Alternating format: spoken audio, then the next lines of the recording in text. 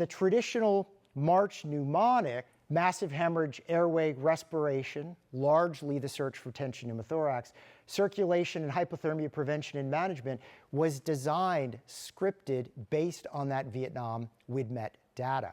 It was providing a mnemonic of what killed people. 10% bled to death out of arms and legs, 1% airway occlusion, 10% tension pneumothorax. However, in 2025, the Committee for Tactical Combat Casualty Care asked the question, is this version of the mnemonic now outdated? Again, wide availability of pre-hospital blood.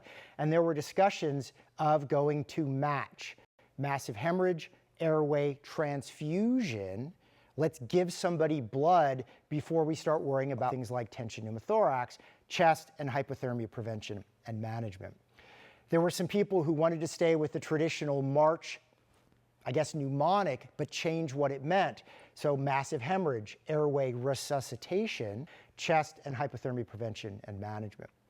One of the issues I have with this version of March is if you have blood, you're transfusing a patient. If you have IV fluid, you might be resuscitating your hypotensive trauma patient, but you're giving them crystalloids.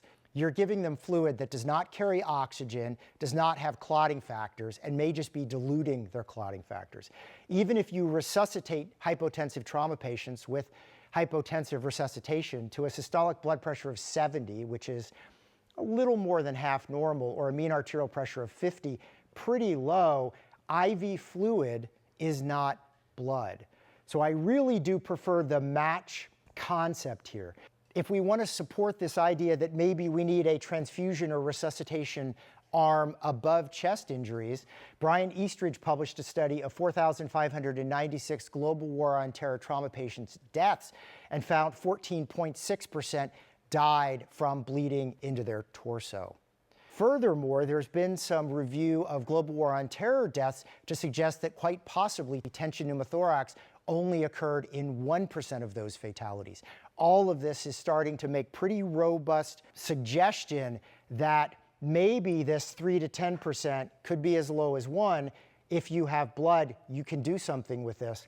And this concept of match makes a lot of sense. The Ranger Regiment has codified this in the statement that a needle in the arm, i.e. give someone blood before you put a needle into their chest. But in general, it takes at least 20 minutes for a casualty to develop this kind of life-threatening chest injury.